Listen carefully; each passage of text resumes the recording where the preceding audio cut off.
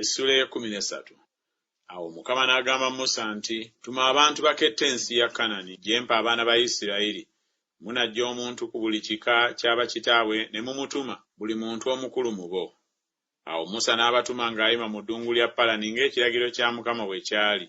Bonna abasajja abaali emitwe gy'abaana ba Isirayiri, n'amannya gaabwe ge gano. Ku kika kya Lewubeeni, Semuwa mutabani wa Zakula. Ku kika kya Simyoni, Safati mutabani wa Kooli. Ku kika kya Yuda, Kalebu mutabani wa Yefune. Ku kika kya Isakaali, Igali mutabani wa Yusufu. Ku kika kya Efulayimu, Koseya mutabani wa Nuuni. Ku kika kya Benyamini, Paluti mutabani wa Lafu.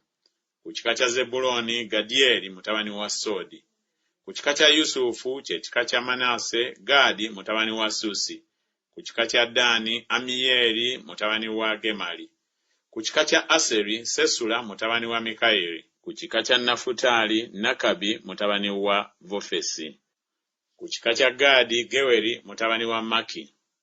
Ago ge mannya g'abantu Musa be yatuma okuketta ensi. Musa n'atuuma Koseya mutabani wa Nuuni Yoswa. Musa n'abatuma okuketta ensi ya Kanani, n'abagamba nti mwambukire mu kkubo lino ery'obukiika obwa ddyo, mulinnye ku nsozi, mulengere ensi bw'eri, n'abantu abagituulamu, obanga b'amaanyi obanga banafu, obanga batono obanga bangi.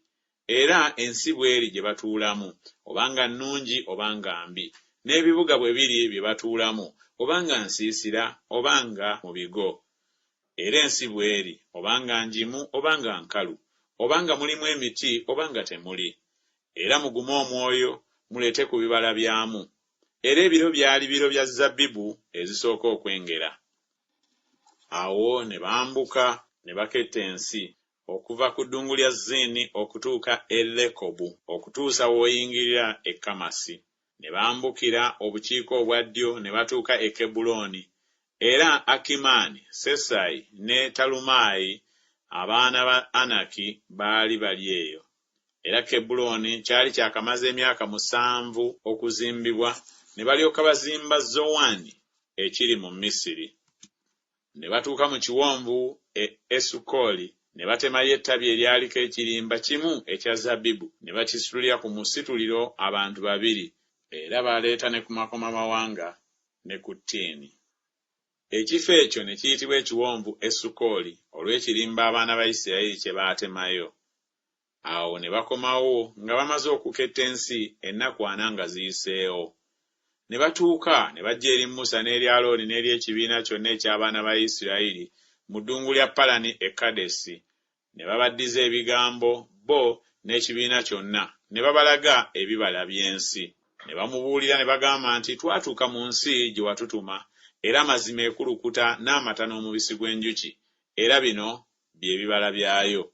Naye abantu abatuula mu nsi b'amaanyi, n'ebibuga biriko enkomera binene nnyo, era nate twalabayo abaana ba Anaki. Amaleki atuula mu nsi ey'obukiika obwa ddyo, n'Omukiiti, n'Omuyebusi, n'Omwamoli batuula ku nsozi, n'Omukanani atuula kumpi n'ennyanja, era ku lubalama lwa Yoludaani.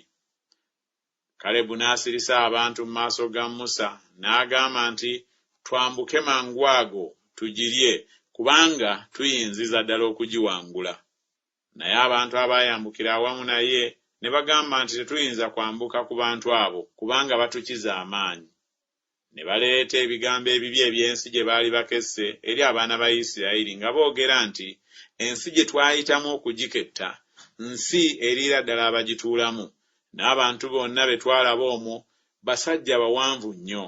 Era twalabayo Banefiri, abaana ba Anaki abaava ku Banefiri. Naffe ne tuba mu maaso gaffe ng'obwakyaka, era bwe twali mu maaso gaabwe.